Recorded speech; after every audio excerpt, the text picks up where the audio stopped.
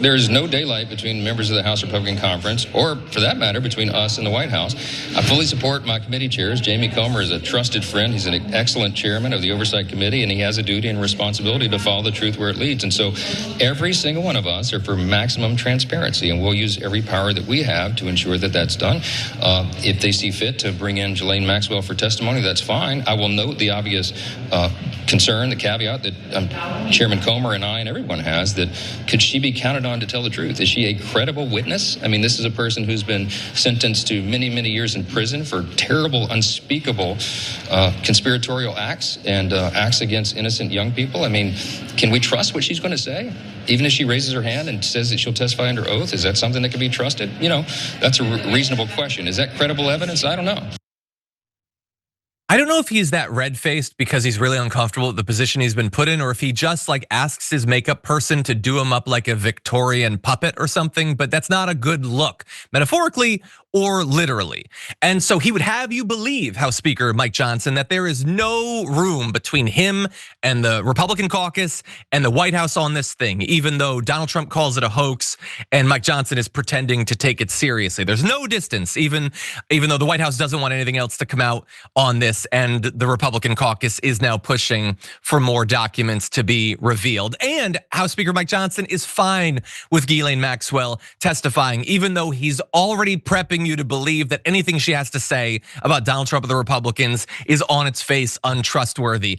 And by the way, it's not that you should believe everything Ghislaine Maxwell says. Ghislaine Maxwell is a terrible, terrible person, but it just reads as, I think, very biased when Mike Johnson is now saying you shouldn't necessarily trust her, when, as we've already found out, Donald Trump is in those files, best friends with Jeffrey Epstein. She'll almost certainly have something to say about Donald Trump, and there ain't no reason to believe that House Speaker Mike Johnson is going to accept any of it, no matter how credible.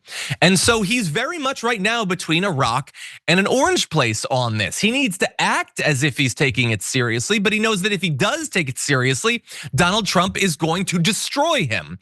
And so, but the issue really is that it's not at the end of the day entirely up to him anymore, because he has to some extent lost control over a very small slice of his own caucus. And that has produced some results, as you'll see in this clip.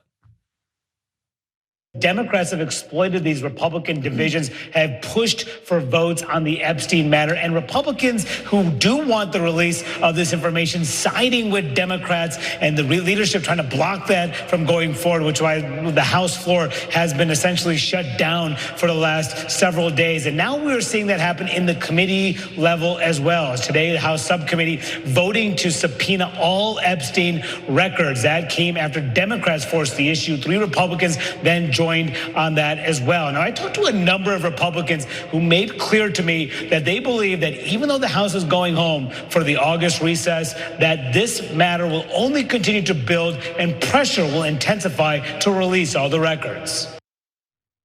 And thank God that pressure is still building, not just from the media and from the MAGA base, by the way, to their credit, not the people they choose to follow on Rumble and the podcasts and everything. All of them are hacks. They're all playing them. And I feel terrible for those MAGA voters that they have nobody in their own media ecosphere that they can actually trust. But some Republicans are pressuring them. The Democrats are saying that they're going to continue to push on this and in fact campaign on this. All of this is good, because when you have that pressure, sometimes you get some results. And we did actually get that in the House. By an 8-2 margin, the subcommittee approved a subpoena for all Department of Justice records related to Epstein. And here is the fascinating inflection point, I guess, that we end up at, where they're now saying we got to get those documents. The White House is almost certainly going to try to stop that from happening, which is going to make the White House look really bad. Or maybe I'm wrong. Maybe I have Trump derangement syndrome, and they're just going to hand over all the documents and we'll finally get to the truth. I don't think that's likely to happen. And by the way, it's all the documents. It's not just the grand jury testimony, that tiny little thing that Donald Trump tried to throw out to get everybody to shut up about this. All of the documents, and not just that. As was alluded to in the video with Mike Johnson, House Republicans are subpoenaing Ghislaine Maxwell to talk about the sex trafficking and all of that stuff, which is good. Turns out James Comer can subpoena people over things more substantial than AutoPen or whatever. And that deposition is going to occur in Tallahassee on August 11th. So we do still have a bit of a wait. That's almost 3 weeks from now. And I have no idea how much of that will be released. I hate that it's taking place at this correction facility. I really think, and I think most of MAGA would agree with us leftists or whatever, she should be brought in, okay? Let her out, of jail or whatever. They did that for Epstein back in the day. Send her to Congress and have open questioning in one of these committees. That's what the American people deserve. Now, we're not getting anything close to that. And I have no idea how much of what she says will actually be revealed, but at least it's something. It's something. And one extra thing before I close that I think the American people deserve is, I pointed this out in a short that I put up on YouTube yesterday. And I did see, to his credit, Josh Johnston, the new host on The Daily Show, he made a big deal out of this. But, and possibly I missed something. I don't watch everybody in the media or whatever. Why is nobody else acting like it's not the most suspicious thing in the world that the DOJ didn't talk to her before closing the book on the Epstein thing? Mike Johnson hasn't had to comment on that. I don't even see these other Republicans. Like, to their credit, they're saying they want to talk to her, but they don't seem to care at all about the fact that Pam Bondi just didn't occur to her.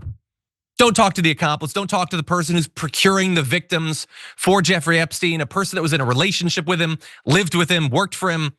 It's not suspicious at all.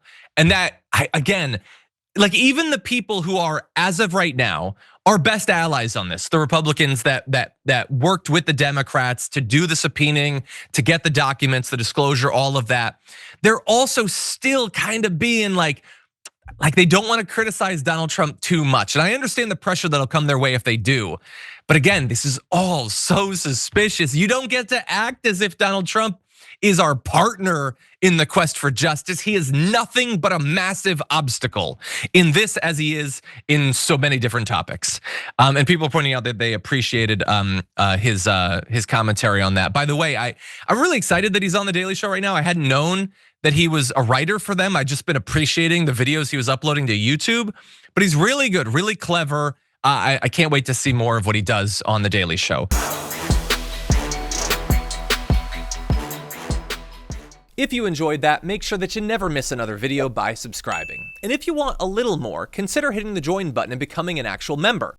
But you're probably wondering, why the hell would I do that, John? First off, calm down. The stakes in this are very, very low. But also, when you click the join button and you become a member, you get access to bonus content that I make every week, and it's a ton of fun.